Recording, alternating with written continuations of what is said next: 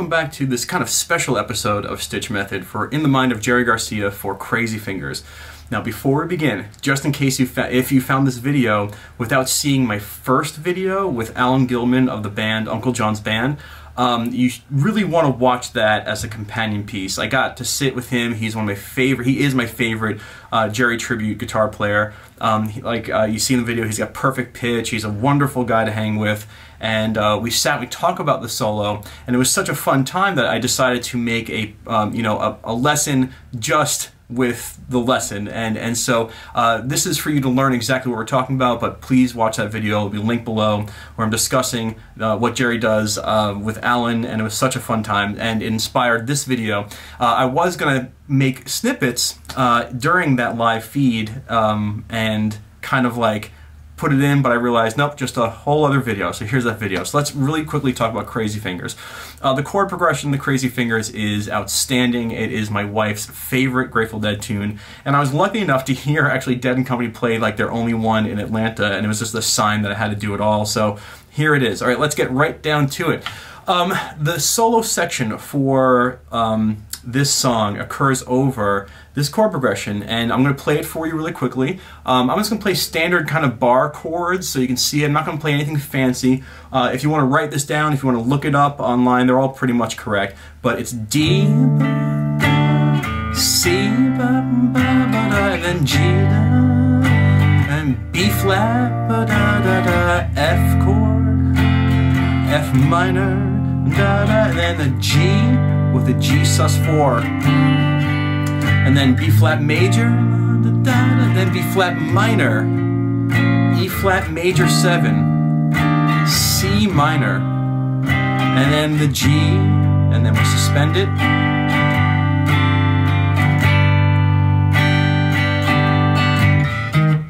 Oh, sorry, if I can play that right. And then it walks down, boom, boom, and back in. So that's the chord progression. So when you look at that chord progression, it's like, right? Like, how do you solo over that? And when I was studying this a while ago, I had a general idea of how to work it. And then when I sat down with Alan, like, all my ideas like were pretty much right. And I was like, yes. So, and to hear Alan play it is just phenomenal. It's like he channels Jerry. So I'm going to show you a really, like, not quick and dirty, but a precise way to play it. I'm going to play it pretty much between these frets here, and I will have a chart for you where you can do everything we're doing all over the guitar neck. All right, so let's just talk about this chord progression. The first thing that happens is D, C, G. Now right off the bat, if you bring up the chords in the key of G, you can see we have a 1, 4, 5. Anytime you have a 1, 4, and 5 a key, it is that key. Now, is this whole entire progression in the key of G? Oh, no it is not, okay? Just this one moment is in the key of G. It starts with the D, it goes down to the C, and goes to the G. So how are we going to handle this? Well, we're going to load up a G major scale, but we're going to start it with our D note or a D chord tone. And so let's just get right here to the G major scale that I'm going to pick up on the 12th fret. And so just fret-wise, 12, 14, 15, volume, 12, 14, 15, 12, 14, 11, 12, 14, 12, 13, 15, 12, 14, 15. And the notes of a G major scale are G, A, B, C, D, E, F sharp, and G all the way through. And so now, this is the key thing here. We're going to go right like into the heart of it. You know, if you were to focus just on chord tones, like D chord tones and C chord tones and G chord tones, you're going to kind of lose some of the flair. The most important piece of this puzzle is in these three chords, you want to use your G major scale, just starting on the D, which is D Mixolydian, and you just kind of want to play through the scale and then land on the G first. You want to develop a narrative. You want to make a story out of it. You just don't want to hunt down chord tones, and we'll get to that real soon. But if I just press this looper and I do this, like, just play through the scale.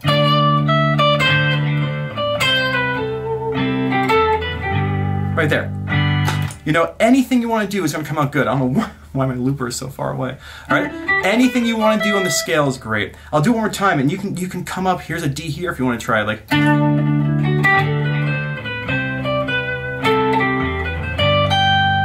anything. Okay, you want to get warmed up on that G major scale. Now let's put the chord tones in. Okay, we have a D chord here up on the 14, 15, 14. If you want to bar it out, you can have 12, 14, 15. 14. If you have, the notes on that, Ds, F sharps, and As. All right, then you have a C chord here, which is your C-shaped chord, right here, C's, E's, and G's, but this is,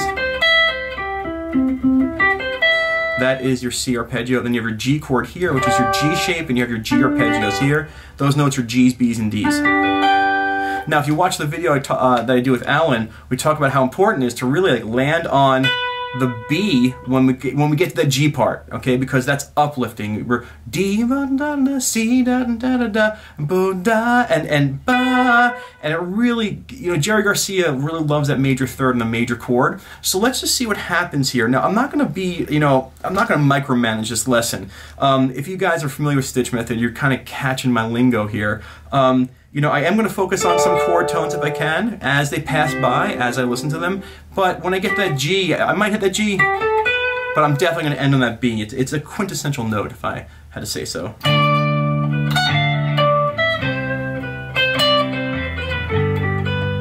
Okay. Simple enough, all right? And now, don't worry, we're going to have to like come back around to everything. And so that first movement is D mixo. Well, what happens next? There's a B flat and an F. Now, when I first you know, went to go learn the song, you know, I've been doing this for so long, I kind of like picked up on it right away, where I was like, well, I think this has to be a 4 to a 1. You know, it has to be a B flat, which is a 4 to the 1 F. I can put up the chords of the key of F here, but I don't want to make it, and I will do it, you know, they're probably there, but you know, I was thinking, is it a 1 to a 5? Is it in the key of B flat? And I said, you know, if the way it feels, well, it felt like to me it was resolving more in the F, so it's a 4 to a 1.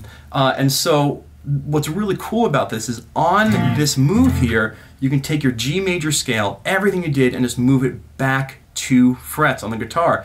And those notes are going to be F, G, A, B flat, C, D, E, and F. For anyone who's playing flute to crazy fingers. And so you can take this scale, and during that movement down that comes down 2 frets, you can take the scale and move it down 2 frets. Now what I'm going to do here, just to show you, in this time around, I'm going to play just the G major scale. I'm not really going to have a lot of chord tones in it. Maybe I will, but I'm not focusing on the chord tones. And as we go to the B flat and F, I'm going to bring it down and do the same thing, same scale shape and everything. And you're going to hear that it does in fact go together. All right, so let's see how this works.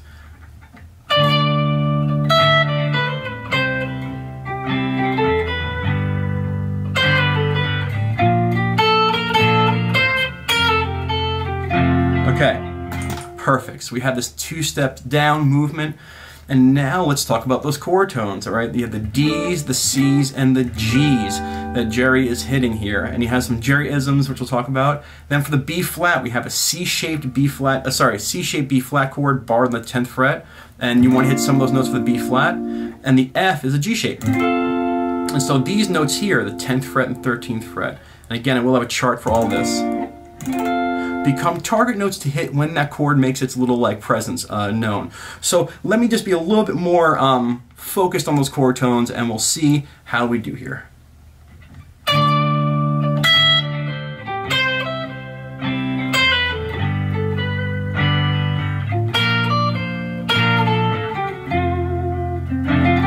Okay. So you can see it works a little bit more, you know, when you focus on the chord tones, but you're still using the scale. You just don't want to be arpeggio dude. You don't be like.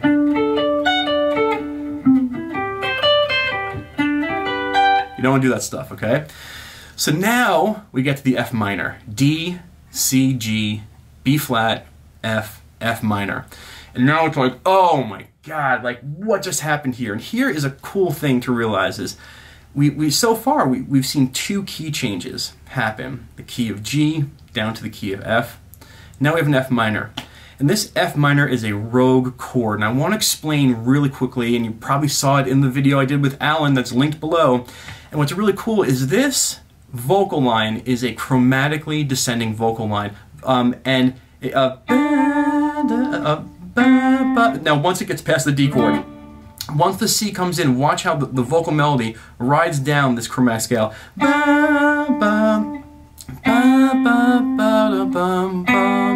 I can't sing.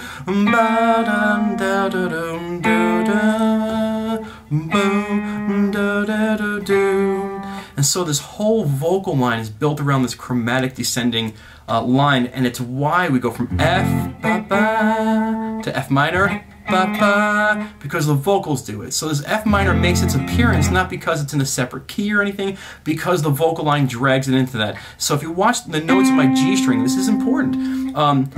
If you watch the notes on the G string, 5th fret, ba, ba, 4th fret, sorry if I'm lying, I'm not totally lying to you. Let's start from the beginning. It's a 7th fret, now it goes 5th fret, and then 4th fret, G string, 3rd fret, G string, 2nd fret, G string, 1st fret, G string.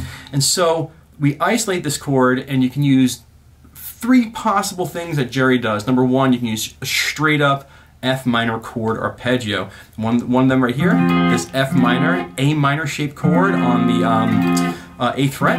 Any one of these notes. All right. You can use an F minor pentatonic. Or, actually, I do it up here, so you can see it better. You can use your F minor arpeggios, like this. Sorry, how we do? Yeah. You can use your F minor pentatonic, but you form 1. Or, and if you're up here, you can use as well an F Dorian, which has the D in it. You can play it here. I just want to show you. There it is. And so, again, this will all be on the chart. So in this moment, and it's a brief moment, we're not bound to really a key. The reason that we can use the Dorian, by the way, is because it sounds right. It's where it's going next. But let me show you what you can use again, because the F chord is tricky. F minor chord, okay? There's your F minor arpeggio, okay? You can use your F minor pentatonic, or you can use F Dorian, which would be, you know, the F minor arpeggio, put the D in. And let's listen to that option. You can hear it's really quick, and then it's gone. So let's just see if we can kind of like get it to shine.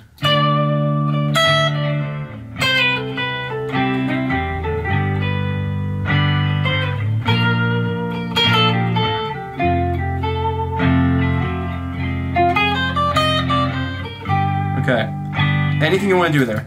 And I chose the Dorian, but you can do anything. Sorry, that's a different song. You can use your F minor arpeggio and such. And then it goes to the G, and you can land on your G chord here. Oh, it's thundering and lightning outside. This is going to be good.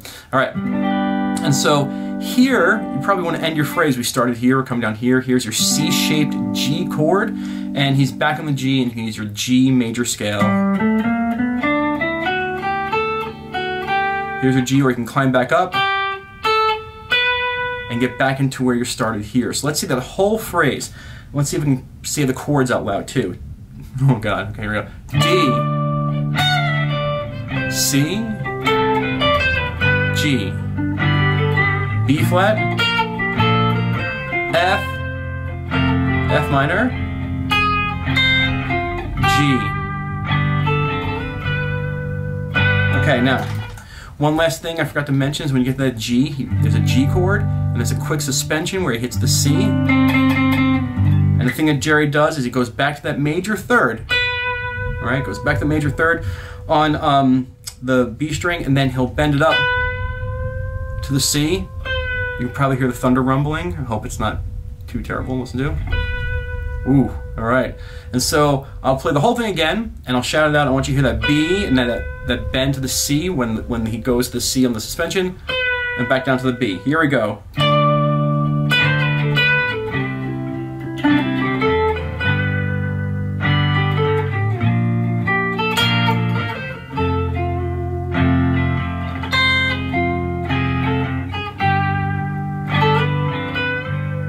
There it is, okay. And now we start part B, all right? I think I just spit, sorry. All right, so part B. B flat major, B flat minor, that's crazy. And then E flat major, C minor, and back home to G. So let's talk about the B flat major and the B flat minor. Now for the B flat major, in the video that I did with Alan, you can see that we chose the B flat major C-shaped chord and the C-shaped scale. I pass on that major third, minor third. And you can think of chord tones. And then the B flat minor is going to look like this D minor shape here, and it's going to be 9th fret, 11th fret, and 10th fret, and 9 on the E, 11 on the B, 10 on the G, and even 11 on the D. And if you want 13, this is a C minor shaped chord here, or a D minor shaped chord here. And so for the B flat major, you can focus on the B flat major pentatonic, B flat major scale. For the B flat minor, now here's something again that we break our key, and this is what's really cool, is that at this moment it's such a quick chord change, you can use just a B flat minor arpeggio, or you can use a B flat minor like pentatonic as well. And so I'll show you some options here. When I'm here, just to let you know, when I'm on this fret over here, when I'm on the 9th or 10th fret bar, you know, for B flat major, I'm really going to focus on the B flat minor, and you can use the form 2 pentatonic, starting on the 9th fret. And I know this is hairy, it's totally hairy, but like that's why it's like, oh my god, what the heck? We're really just focusing on the chord tones for the B flat minor. I'll show you some cool stuff up here, like a bonus section. All right, let's get all the way through that. Again, I got to start again on the D, but I'll shout this stuff out. And for the B flat major, I'm going to use some B flat major stuff. For the B flat minor, I'm going to use some B flat minor arpeggios. Here we go.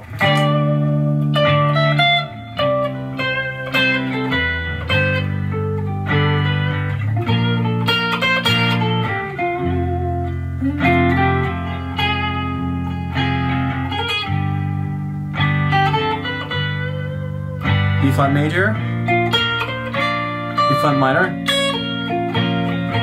All right, now we get to, at this point here, we get to the E flat major, and we get to the C minor, and this is fun. That's my cat. Sorry. All right, so that's my cat.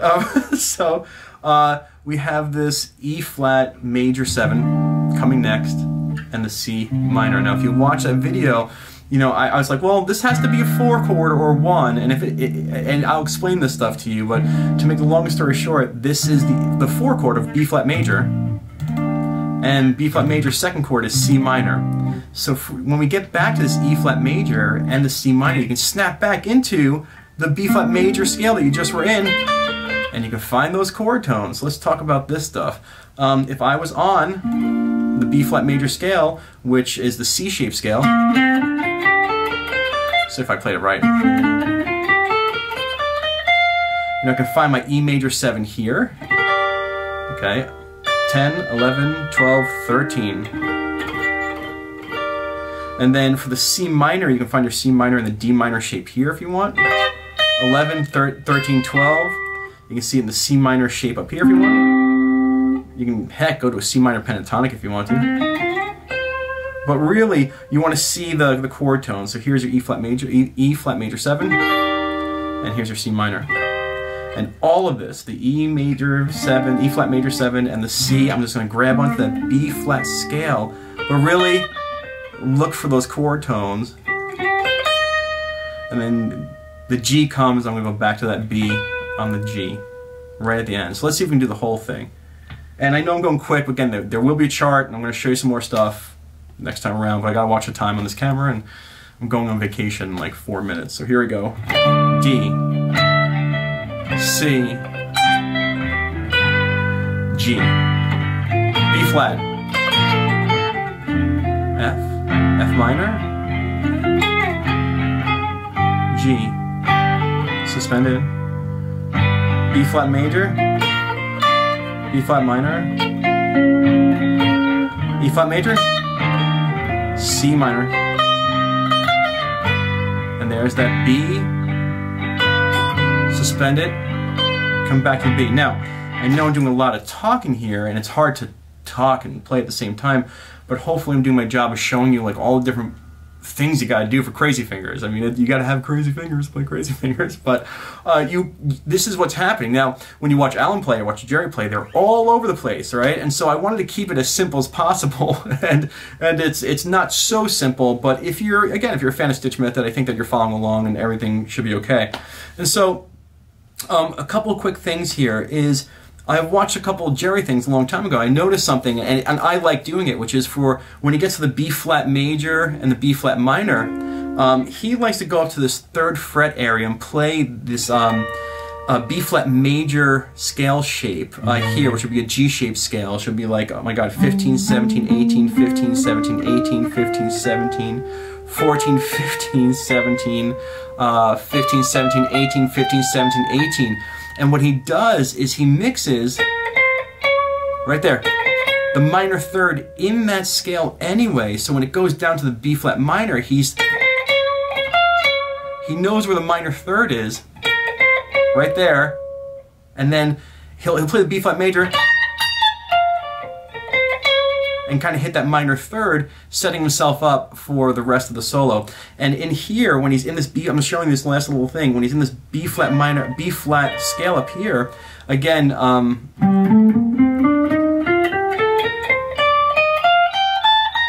you know, he knows where his E flat major 7 chord is, which is, it's hard to see, but it's a C major 7 shaped chord. It would be 18 on the A, 17 on the D, and 15 barred. And then his C minor chord is a little A minor shaped chord here. Again, the chart's going to have everything. But when I get to that part, when I take the solo next, I'm going to go up here instead of stay down here. And before I get there, I want to explain a couple things. You know, chord tones are so important. They're so important, but at the same time, what you really want to know and listen to is the fact that you have a key scale for 3 chords and you can just have fun. Then you have a key scale for 2 chords. It breaks the key, and so you have arpeggios for a little bit, and then it goes back. Then it goes back to G, and you have a key scale in G. For B flat major, you're at B flat major, and then you have a key break or a minor chord, and then you can switch right there to the minor arpeggio, and then when it goes to the E flat major 7 C minor, you can go right back to B flat major. So what I'm trying to say here is you have these groups of scales that you can play with, and in between little breaks. So you want to focus on knowing what scale to play with, okay, you know, arpeggio, and then scale, okay, and then B flat, okay, scale, and then, okay, the chord that's out of key, arpeggio. Then we're back in key again, back to your B flat major scale. And so once you kind of grasp that concept that you're in a scale and you got to break it, then in a scale and got to break it, and in a scale and got to break it, your soloing is going to get a lot better. All right, so the point is that I'm going to play this a little bit looser and you really work on the scales a little bit. Probably have some beard dandruff now. So I'm going to like just be a little bit freer, and you know, if you're working in a key, the scale's going to sound good. So let's try this out, and I'm going to come up here for the B flat stuff. Hopefully I don't mess this up, because I really don't want to mess this up. Let's see.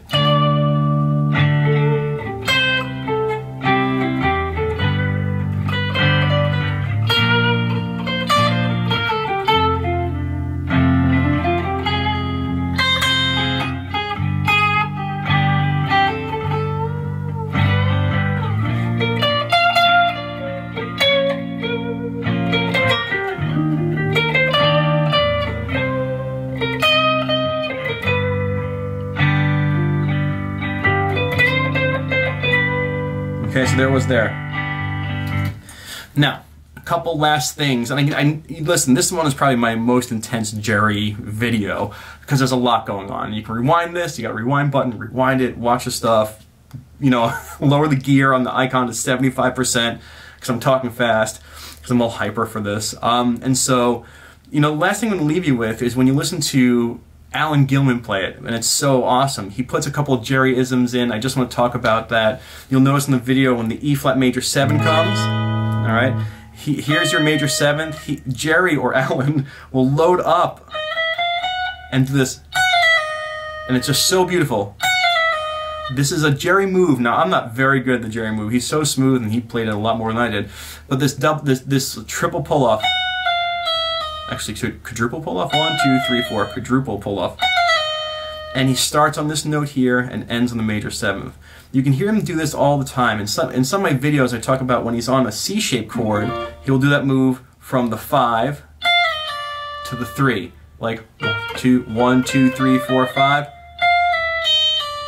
But here he does it from the 2 down to the major 7th. And also here, you can do it here. This is a B flat. What I'm trying to say is on the B flat major, you have the root, you have the 7, the flat 7, and the 6. And you can do one from the root to the 6. And so listen for those. I'm just going to do it one more time, those little pull-offs. And yeah, okay, we're going to start descending here. Here we go.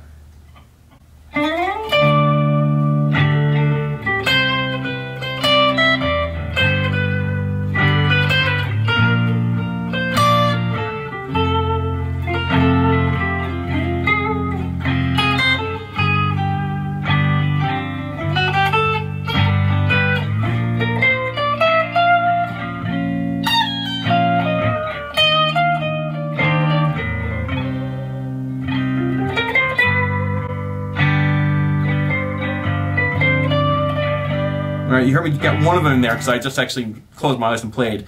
But you can practice putting them in. Again, watch that video I did with Alan because it's so much fun and he explains the stuff. Alright, so now, where do we go from here? Well, let's just wrap everything up here. If you made it this far, my most important piece of advice for you is to realize on the D, C, and G, you're in a G major scale. So learn that footprint first, no matter where you are, because that will save the day. When you're in the B flat and F, you are in an F major scale, so learn that scale footprint first. Don't worry about the chord tones just yet. When you get to the F minor, now you want to worry about an F minor arpeggio, because it's like, okay, we broke everything, we got to make that stand out. Then it goes to a G, you're back to a G major scale, just solo on the footprint of the scale at first. Then you get to B flat major. Now everything that follows this is going to be in a B flat major scale, except for the next chord. So when you're in B flat major, think B flat major scale.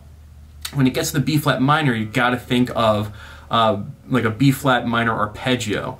And then when it gets back to the E major 7 and C minor, you're back on track with that B flat major scale. So just stick with that scale. And then it ends on the G, and you're back to a G major scale. And when you think of it like that, you don't have to like be too frightened about the chord tones. And once you get that down, then you can start introducing this the chord tones. So, you know, I'm not going to play again. Hopefully that from my playing here, was it absolutely amazing? No, but you know, I'm trying to keep it as simple as possible, but you can hear that it sounds right. And so I'll have some charts up down below in the comments, hopefully doing it in several places. I haven't made the chart yet, but when you go, if you want to buy the chart, I'll tell you how many places there are that you can do this all over the neck and everything. And I hope you enjoyed this, and I hope that you get a chance to play this live and take a solo, because when you get the solo right, it's pretty impressive because it goes everywhere. So thank you so much for joining me. Thank you to Alan Gilman of Uncle John's Band in Tampa, Florida, for hanging out and having great discussion. If you like this stuff, share it, subscribe, go look at some other videos on my channel. I'll stop talking. Hopefully this video came out okay so I don't have to redo it. Bye.